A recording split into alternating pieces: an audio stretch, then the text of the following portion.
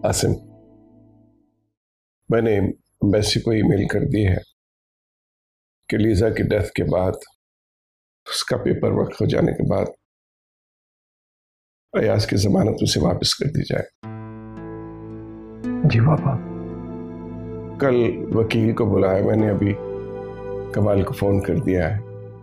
मैं चाहता हूं कि सारी जायदाद तुम भाइयों में तकसीम कर दी जाए। पापा, अयाज की जमानत तो बिजनेस और प्रॉपर्टी पे दी गई है, उसका बंटवारे से क्या ताल्लुक? क्या मतलब है तुम्हारा? बिजनेस अम्मी के नाम पर है और उस प्रॉपर्टी पर सिर्फ मेरा हक है।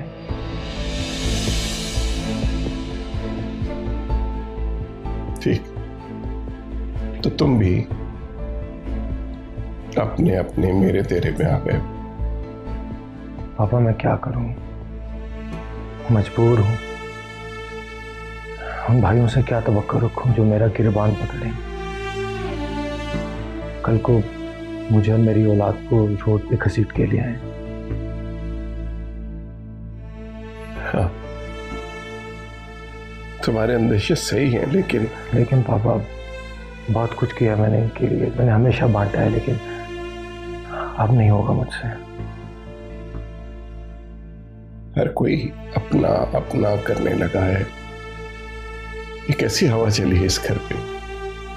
कहां गई वो जंजीर जिसने सबको रिश्तों में बांध रखा था? ठीक, ओके। अब मैं अपने बच्चों के हाथों मजीद जिल्लत बर्दाश्त नहीं कर सकता। कल तुम मेरा साथ दोगे ना? ये मेरी इज्जत का सवाल है।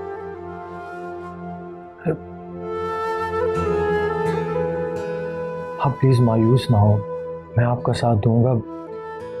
आपका जैसा दिल करता है आप तकसीम करें, मुझे अपने लिए कुछ नहीं चाहिए। आपकी इज्जत पे कोई हर्फ आए ये मुझे मंजूर नहीं है। आसिम, अयाज और शिराज के रवैये ने मेरी कमर तोड़ के रख दी। पापा मैं ऐसा गुनाह नहीं कर सकता।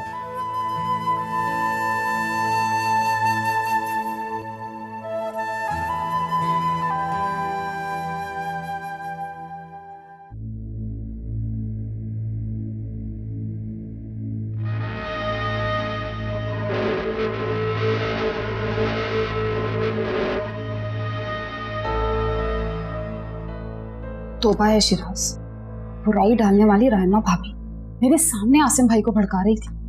तुम्हारा दिमाग ठीक है? मेरे दुश्मन के पास गई तुम। जिन्हें मीठी छुरी से काटा जाता है ना, उनके लिए एक सांस लेना भी दुश्वार होता है। अगर मैं इन लोगों में उठूं बैठूं नहीं ना, तो मुझे पता ना चले कि इनकी नियतों का हाल क्या है। हाँ ये तो है। इसे हर मर्द की कामयाबी के पीछे एक औरत का हाथ होता है, और मैं तो तुम्हारी बैकबोन, तुम्हें गुलामी की मदहोशी से झंझोड़ के उठाने लगी। मैं तुम्हारा जिंदगी भर एहसानमंद रहूंगा। हर शौहर अपनी बीवी का इसी तरह एहसानमंद होता है, वरना मर्द तो इतने बेवकूफ होते हैं कि इन रिश्तों के पीछे अपना खून बहा देने को तैयार होते हैं, सोचे बगैर कि वो रिश्ते कितने खुदगर्ज और लालची। आसिम भाई की तरह। आसिम ने सारी जिंदगी मुझे वजीफे पर रखा है, भिखारियों की तरह पैसे दें, और ये बात मुझे बिल्कुल बर्दाश्त नहीं। अब भी तुम्हें बहुत से लोग भड़काएंगे, वर्गलाएंगे। हो सकता है अपने रिश्तों का वास्ता देके तुम्हें ब्लैकमेल करें, लेकिन तुम अपने मौकफ पे डटे रहना। खाना खाओ।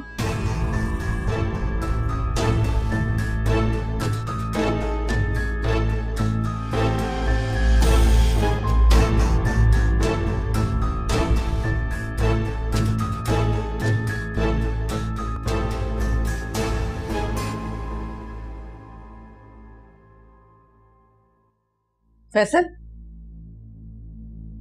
अब कहाँ जाने की तैयारी है? अपने आवारा दोस्तों में पैसे उड़ाने जा रहा हूँ, यही समझ रही है ना? ओह मेरे खुदाया, क्यों इस तरह की बातें सोचते रहते हो तुम? मेरे पास इतना वक्त नहीं है कि मैं तुमसे उलझती रहूं। तो जब भी आप मुझे पैसे देती हैं यही शक करती हैं, जैसे ये सारे पैसे मैं अपने दोस्तों के ऊपर उड़ा देता हूँ। पैसों की कोई बात नहीं, ये जो कुछ भी हमारा है ना तुम्हारा ही है। लेकिन तुम खुद सोचो, आज तुमने मुझसे 50,000 रुपए लिए, कल तुम्हारे हाथ फिर खाली होंगे तो मैं क्या समझूंगी? हाँ बताओ ना मुझे, कहाँ जाते हैं ये पैसे? तुमने इसे 50,000 रुपए दिए? वो इसे पैसों की जरूरत थी तो मुझे देने ही पड़े। कल तुमने जो अकाउंटेंट से पैसे लिए थे किसके लिए? वो तो सैलरी थी मेरी। सैलरी? सैलरी महीने में 4 बार नहीं मिलती, 1 बार मिलती है। और तुम इतने पैसे लेकर करते क्या हो? कितनी दफा बताऊं आप लोगों को कि अपने आवारा दोस्तों के ऊपर उड़ाता हूं। Shut up! शर्म आनी चाहिए तुम्हें अपने आवारा दोस्तों का जिक्र करते हुए अपने बाप के सामने। हाँ तो क्या हुआ, मैं आपकी तरह नहीं हूं कि अपने आवारा दोस्तों को फरिश्ता कहूं। आपके दोस्त भी तो आवारा हैं, बदमाश हैं, अपने बेटे की मंगेतर से चक्कर चलाते हैं और बाद में उसी का निकाह अपने बेटे से पढ़वा देते हैं। पैसे! कमाल, कमाल क्या कर रहे हैं आप? फैसल तुम जाओ जाओ, जहाँ जा रहे हो निकलो यहाँ से। तुम मुझे बताओ कि तुम्हारे कानों में ये जहर किसने घोला है? बोलो।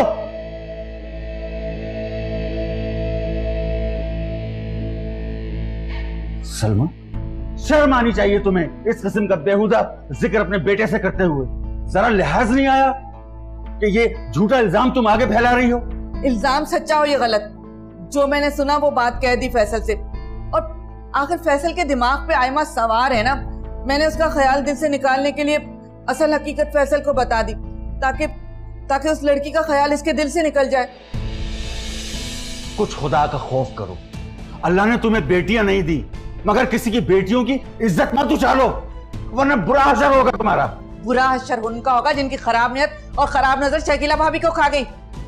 आप हर बात का इल्जाम मुझे क्यों देते हैं? क्यों कोसना शुरू कर देते हैं? और हाँ, मेरे आवारा दोस्त इतने गिरे और घटिया नहीं है कि अपनी माओ बहनों की इज्जत का ख्याल न रखें। चले जाओ मेरे सामने से। मुझे भी यहाँ खड़े रहने का कोई शौक नहीं है, आपने रोका था इसीलिए खड़ा था।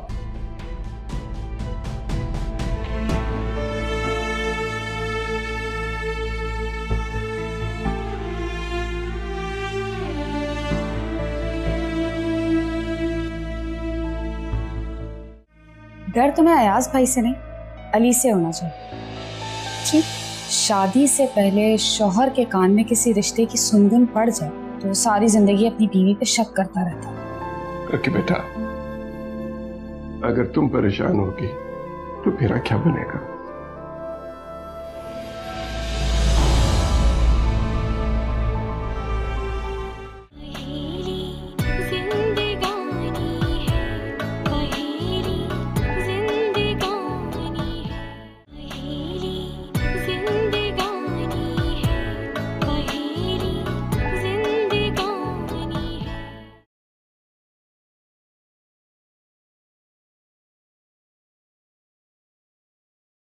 अयाज भाई। अरे भाई क्या बात है, आज तो चाय का दौर दौरा चल रहा है भाभी जान। आप मुझे मेरे नाम से भी बुला सकते हैं। तो क्या है ना कि रिश्तों का तकद्दुस सामने आ जाता है, वरना नाम करने में कोई बुरी बात तो नहीं। ये कह के आपने मुझे बहुत मोतबर कर दिया है। फिर ये चाय आप ले लें, मैं आसिम भाई के लिए और बना लेती हूँ। एक काम करो, ये चाय तो मुझे दे दो, मैं आसिम के रूम में ले जाता हूँ। जो चाय तुम मेरे लिए बनाने जा रही हो उसको आशिक में कमरे में ले आना। जी।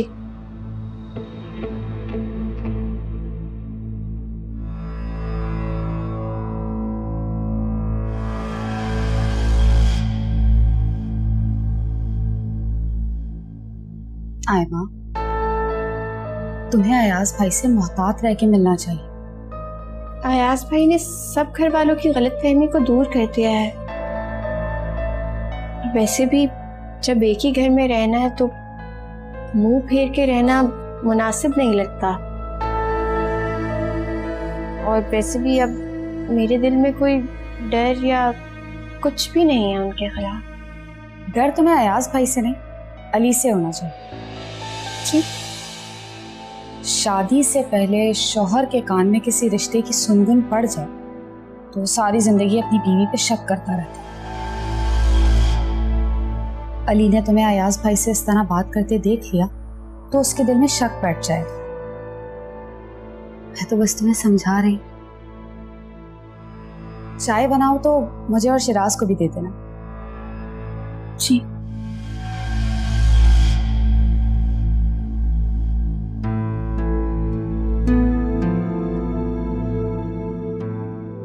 शादी से पहले शौहर के कान में किसी रिश्ते की सुनगुन पड़ जाए तो सारी जिंदगी अपनी बीवी पे शक करता रहता है।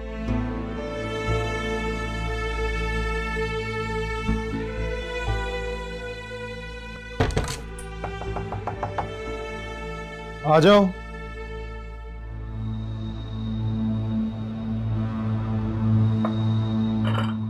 अयाज भाई, आप क्यों चाय ले आए? मैंने आयमा को कहा था कि आसिम के लिए चाय लेकर आए। हाँ, वो आयमा, मेरा मतलब है भाभी तो चाय लेके आ रही थी, मैंने सोचा मैं ही ले जाऊं, इसी बहाने तुम लोगों के साथ थोड़ा बैठ जाऊं।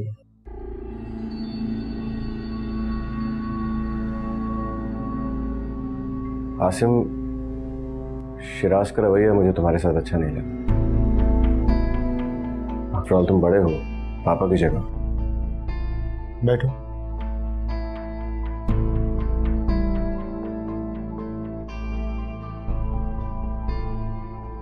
आज शिराज को अम्मी के बाद ऐसे आंखें बदलकर पापा से बात नहीं करनी चाहिए थी। वो पहले ही बहुत दुखी हैं। ठीक है रिवाज, मामा की डेथ के बाद पापा वैसे भी बहुत अकेले हो गए। अब अगर हम ही छोटे बड़े के तमीज भूल के एक दूसरे से लड़ना शुरू कर देंगे तो पापा अपने आप को और अकेला फील करेंगे। क्या बात है अयाज भाई, आज आप बहुत बदले बदले लग रहे हैं। अभी लीजा की मौत ने, मामा की मौत ने मुझे सिर्फ एक बात सिखाई कि इंसान इस दुनिया से सिर्फ अपने अमाल लेकर जाता है। मैं तो बहुत बुरा इंसान था। मेरी बच्ची की मौत ने मुझे रिश्तों की अहमियत सिखाई। मैं नहीं चाहता मुझसे कोई रिश्ता छूटे। मैं चाहता हूं कि मेरे रिश्ते मेरे साथ जुड़े रहे। हमें रिश्तों को अब संभालना है, टूटने नहीं देना। अयाज, ये तो बहुत खुशी की बात है कि तुमने ये जान लिया। आसिम, मैं चाह रहा था कि मैं अपना बिजनेस तुम्हारी सुपरविजन में शुरू करूं। नहीं अयाज भाई, आप अपने पैर खुद मजबूत करें और यही तरक्की का पहला कदम है। हाँ अयाज, मुझे उम्मीद है कि तुम जो भी कुछ करोगे कामयाबी से करोगे और मैं तुम्हारे साथ खड़ा हूँ। Thank you. अच्छा अयाज, चाय तो पी लो। नहीं, ये तुम्हारी चाय है, मेरी चाय आने वाली है, ये तुम्हारे लिए लाया। Thank you.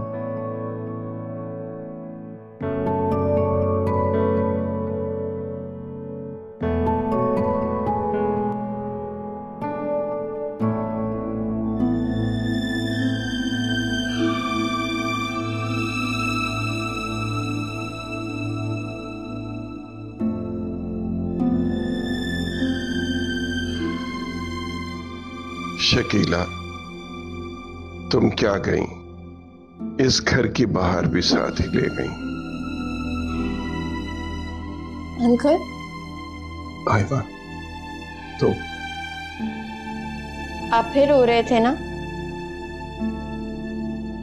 क्या करूं, आंसू आंखों में थमने का नाम ही नहीं ले रहे। अंकल, मुझे तो कभी याद ही नहीं रहे थे। मैं तो इन आंसुओं को बिल्कुल भूल चुका था। ऐसे तो नहीं चलेगा। आप सबको रोकते हैं, मना करते हैं कि नहीं रोना, और खुद कमरे में छुप के रो रहे हैं। तुम क्यों परेशान हो रही? आप रोएंगे तो मैं परेशान ही होंगी ना। ओके बेटा, अगर तुम परेशान होगी तो मेरा क्या बनेगा?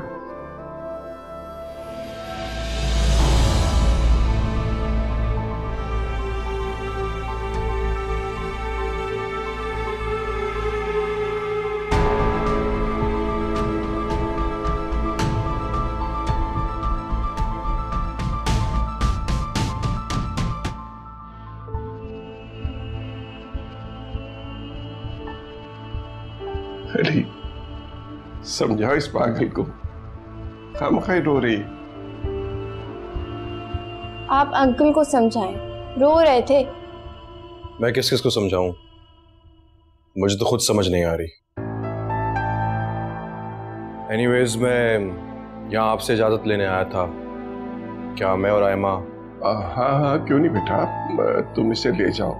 हम कहीं नहीं जा रहे, आपने वॉक पे भी तो जाना है ना। आयमा, बुरी बात है, अली तुम्हें ले जाना चाह रहा तो उसके साथ चली जाओ। आप फिर कमरे में बंद हो जाएंगे। नहीं नहीं, क्यों बंद दूंगा मैं। ठीक है, मैं चेंज करके आऊंगी।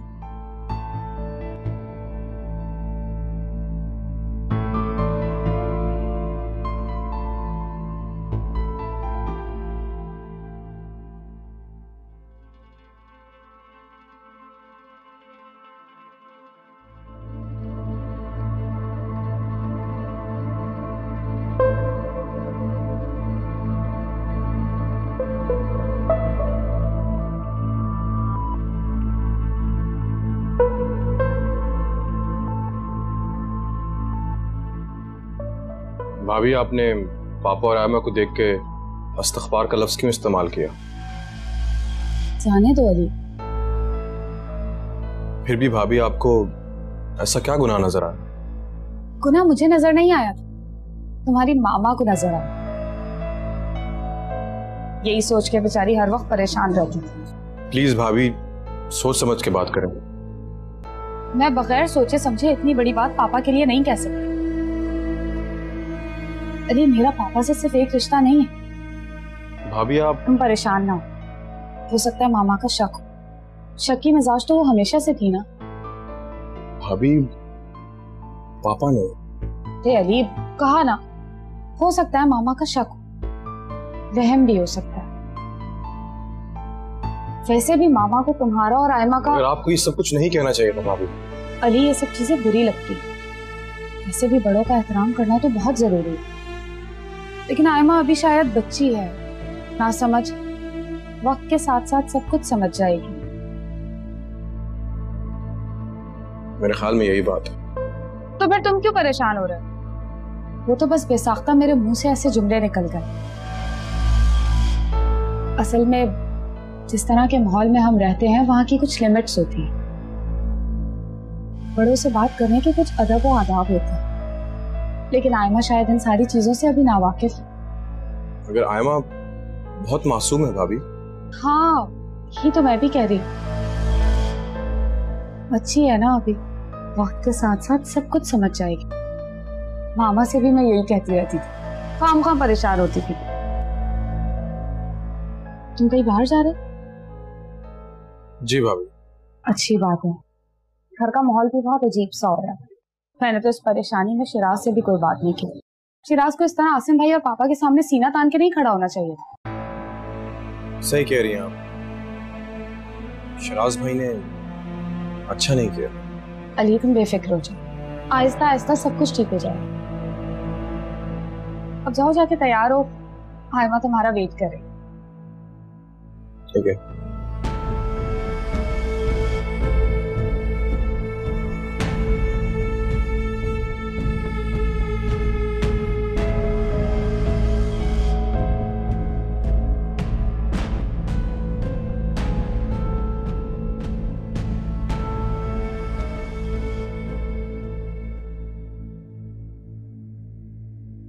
यार, तुमने तो कमाल कर दिया। आसिम की सारी अकड़ तोड़ दी तुमने। अभी कमरे में बैठा हुआ रो रहा हूँ। उसे अगर मैंने घर से ना निकाला ना तो मेरा नाम भी शिराज नहीं। भाई, आसिम के पीछे इसकी बीवी खड़ी हुई है, चालाक खातून। आयमा को बिजनेस में पार्टनरशिप के बारे में कहा था तो वो आयमा ने कहा कि नहीं, बिजनेस तो अपना ही अपना। आसिम भाई की जो असल ताकत है ना, वो उनका बिजनेस है। पापा उसे आसिम भाई की मलकियत करार देते हैं क्योंकि ये इसकी माँ का बिजनेस है। पापा भी अपनी पहली बीवी से ज्यादा प्यार करते हैं। मेरी और तुम्हारी माँ से तो सिर्फ ढोंगा प्यार। कोई ना कोई ऐसी तरकीब, कोई ना कोई ऐसा तरीका सोचें कि बिजनेस हमारे हाथ। बहुत मुश्किल है, जो मिल रहा है फिलहाल इसी पे इस्तेफादा करो। मुझे तो समझ में नहीं आ रहा, अली के तो हाथ कुछ भी नहीं आएगा, पापा के पास क्या बचेगा? अली का नसीब है, वैसे भी अली खुश है ऐसे बाहर में तो मिलने की। अली की खुशियों को तो आग लग गई। आयमा की तरफ से उसके दिल में मैल आ गया। ये शादी नहीं चलने वाली। मुझे भी इस दिन का इंतजार है। आयमा सिर्फ मेरी है। क्या हुआ अयाज भाई, कहाँ खो गए आप? कहीं नहीं। चाय पिए, ठंडी हो रही है। वैसे चाय काफी गर्म है और मुझे चाय ठंडी करके पीने की आदत है।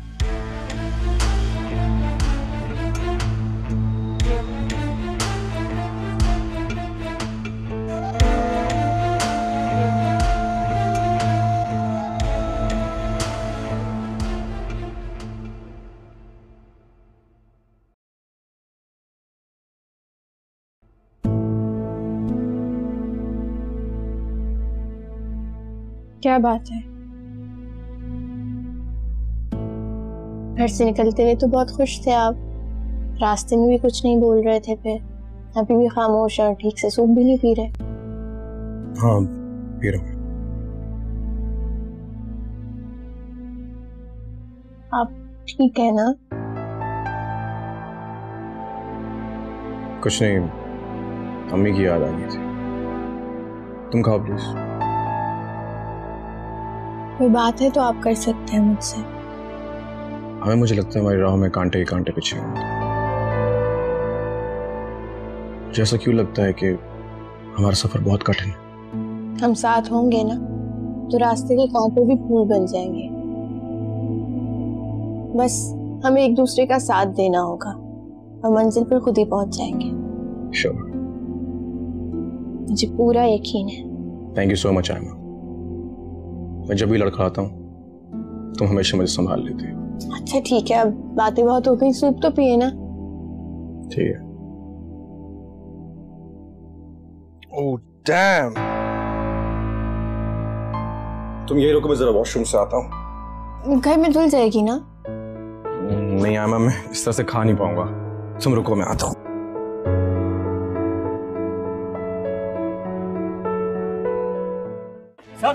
छोड़िए सर, छोड़िए बदतमीज इंसान। मैनेजर साहब, मैनेजर साहब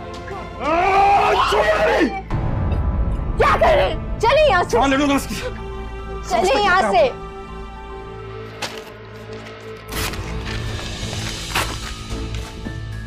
क्या ये?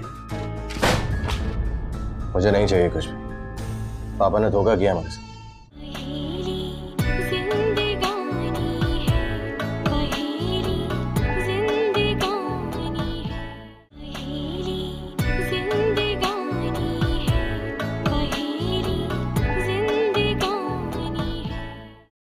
चलो भाई, जो दिल चाह रहा है वो ऑर्डर कर लो। अरे आज लगता है फिर से आंटी को ब्लैकमेल करा है।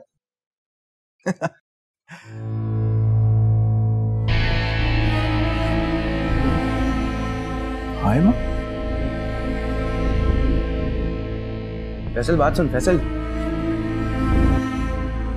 हाय माँ, तुम क्या है माँ? तुमने शादी का वादा मुझसे किया और निकाह उस फजूल आदमी से कर लिया। बकवास बंद करो, वरना अभी ना सिक्योरिटी गार्ड्स को बुलवा लूंगी और बताऊंगी कि शरीफ फैमिली को तंग कर रहा है ये। क्या शरीफ और तुम्हारी फैमिली? एक नंबर की फ्रॉड हो तुम। वादा किसी और से करती हो, शादी किसी और से और दोस्ती किसी और से रखती हो। बकवास बंद करो, भूल गए हो मेरे हाथ का थप्पड़? उसी थप्पड़ ने तो मुझे तुम्हारा दीवाना बना दिया। कितने प्यार से छुआ था तुमने मुझे। इतनी बकवास बंद करो। क्या हो रहा है यहाँ पे? प्यार। फैसल, तुम्हें जरा भी शर्म हया नहीं है? अली, इतने शरीफ माँ बाप की औलाद होने के बावजूद भी इतनी घटिया हरकत है। गिरेबान छोड़ मेरा। मैंने तुझ जैसा बेगैरत शख्स आज तक नहीं देखा। फैसल! अली, अली, अली! छोड़ूंगा नहीं इसको मैं। छोड़ूंगा नहीं वैसे। अली छोड़। अली छोड़। आप लोग खड़े हुए शक्ल क्या देख रहे हैं? कोई बचाए तो। जाने दूंगा। छोड़िए ना अबे आज यहाँ से। सर छोड़िए ना। जाने दूंगा मैं। बदतमीज इंसान। मैनेजर साहब, मैनेजर साहब। क्या कर रहे हैं? चलिए यहाँ से। जाने दूंगा इसकी। चलिए यहाँ से। घर में घुस के मारूंगा तुझे मैं। तू रुक। छोड़ो मुझे। बस आज मैं इसको यहीं दफना दूंगा। बात बड़ों तक पहुंच जाएगी। अबे बेगैरत, लानत है तुझ पर। और तुम लोग मार नहीं सकते उसको। अबे वो शरीफजादे, ख्याल रख इसका, ये किसी की नहीं है। इसका चक्कर तो तेरे बाप के साथ भी चल रहा है। ये क्या बकवास कर रहा है? आप रहने दे, ये घटिया शख्स है। इसे बाप बेटी के रिश्ते का कोई एहतराम ही नहीं है। इसकी बहन होती तो इसे पता होता कि बेटी का एहतराम क्या होता। आप चलें, गाड़ी में बैठ। अबे चल चल, आजमा ले, आजा, अब आना।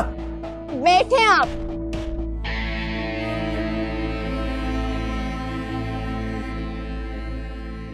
जल्दी चले, चले, चले।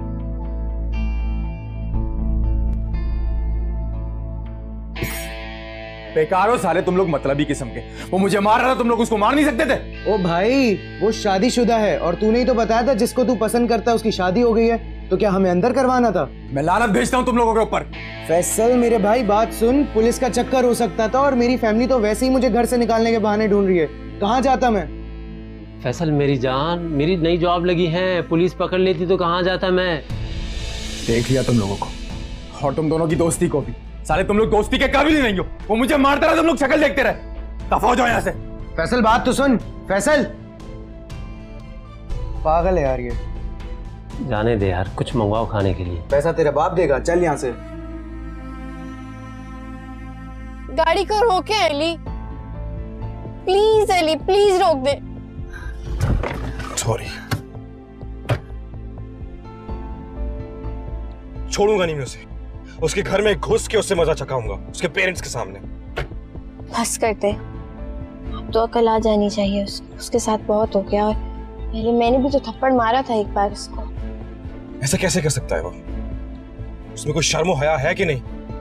बहुत ही अवार है, जिसने एक बार भी नहीं सोचा कि किसके बारे में बात कर रहा है। अंकल और मेरे बारे में इतना बड़ा इल्जाम लगा दिया। मुझे तो इतनी शर्म आ रही है, दिल चाह रहा है खुद को मार दूं।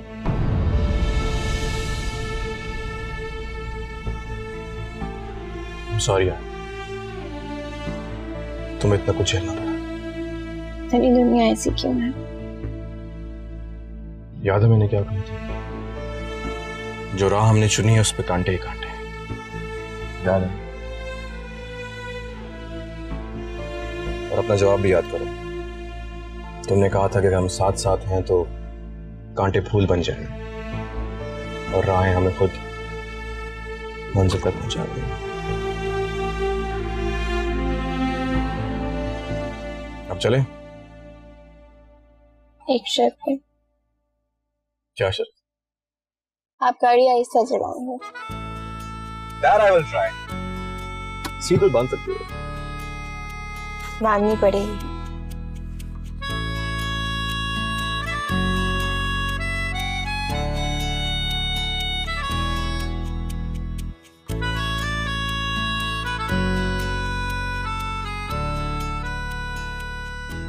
कहाँ जा रहे हो? अपने रूम में। बस कुछ ही दिनों की बात है, सब ठीक हो जाएगा। अभी जाऊं अपने रूम में? जाओ।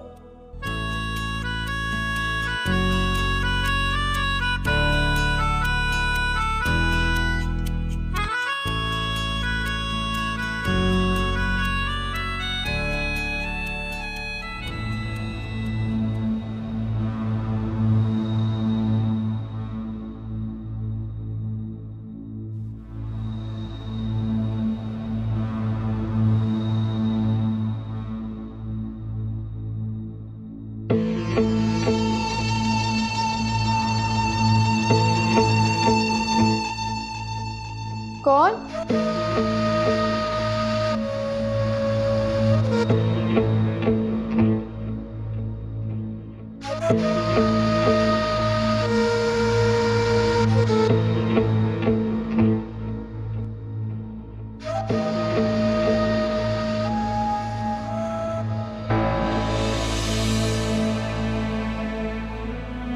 बेटा, जी जी, वो साहब आपको बुला रहे हैं। अच्छा ठीक है, मैं आता हूँ।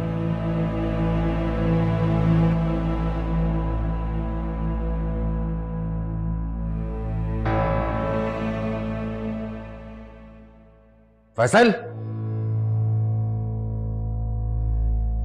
ये क्या हुलिया बनाया तुमने, हैं? अब क्या कर कर आए हो? आप बिल्कुल परेशान मत हो, मैंने ऐसा कुछ नहीं किया जिससे आपका नुकसान हो।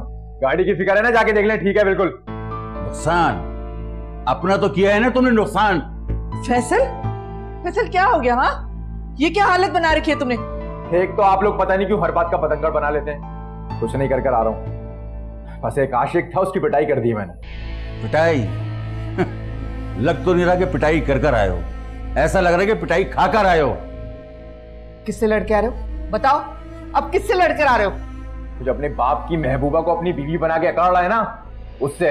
क्या तुम अली से लड़के आ रहे हो?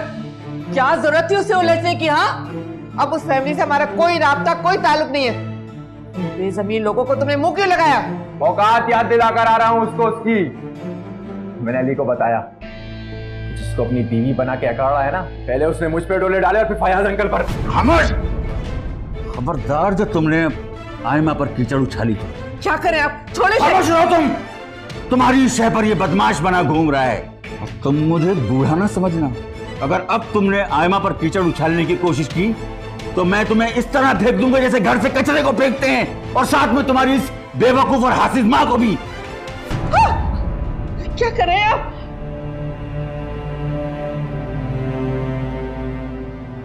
पहले ही पिट के आया बेचारा, क्या हालत बनी हुई है इसकी। कैसा तो जालिम बाप है। चलो चलो मेरे बच्चे, चलो। अयाज बेटा, ये तुम्हारा कानूनी और शरई हक है, इसे अच्छी तरह देख लो। नहीं बाबा, मुझे आप पे यकीन है।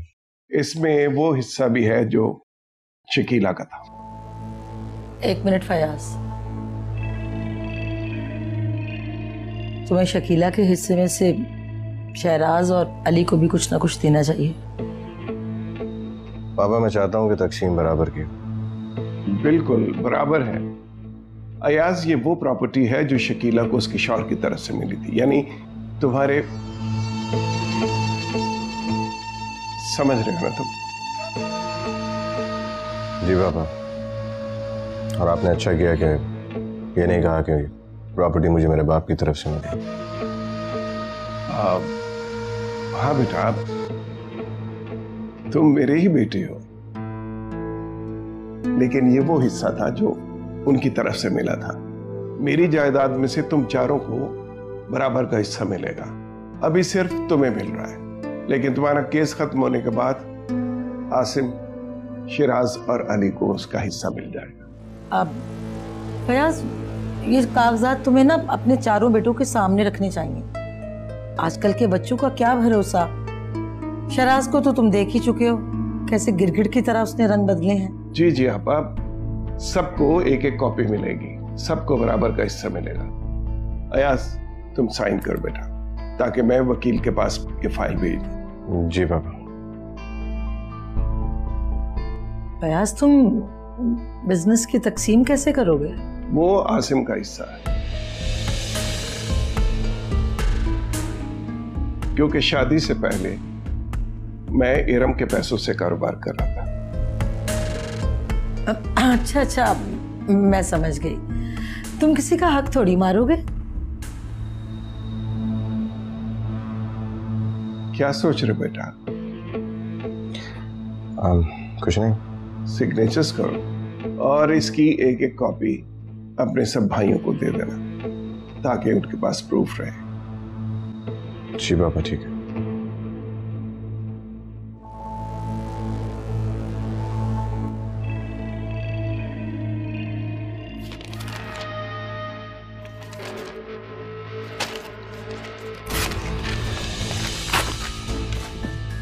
क्या ये? मुझे नहीं चाहिए कुछ भी। पापा ने धोखा किया मुझसे। तो आप दोनों को ये बात पापा के सामने करनी चाहिए थी। तो मैं तो सारी जिंदगी लिहाज मुरावत में मारा गया। मामा ने सारी जिंदगी मुझे यही सिखाया कि बाप और भाई के सामने सर नहीं उठाना, और ये सिला मिला मुझे। नहीं नहीं नहीं, ये कोई इंसाफ नहीं है, सीधा सीधा पागल बनाया जा रहा है। इसमें तो सीधा सीधा आसिम का फायदा है। ये दुकानों मकानों का हम क्या करेंगे भाई? मुझे ये बताओ, ये फैक्ट्री हाउस इसका बंटवारा कौन करेगा? इसकी तो कोई तकसीम नहीं हुई। जो कुछ आसिम भाई की अम्मी का था वो उनको मिल गया, जो अयाज भाई के अब्बू का था वो उनको मिल गया, और शराज जो तुम्हारे वालिद का था वो तुम्हें मिल गया। अब तो क्या हम सगे नहीं है? ये तो कोई बात नहीं हुई। पापा ने रिश्तों की बुनियाद पर तकसीम की। मेरे बाप की जायदाद मेरे माँ ने पापा को दी, उन्होंने बिजनेस पे लगा के मल्टीपल किया, एक के बाद दो, दो के बाद तीन बनाया। और आसिम की माँ ने क्या दिया होगा उनको? एक गवर्नमेंट ऑफिसर की बेटी थी, कम से कम एक आध घर मिला होगा उनको, और बस। पापा ने तो सके सौतेले की तफरीक कर दी हमारे बीच में।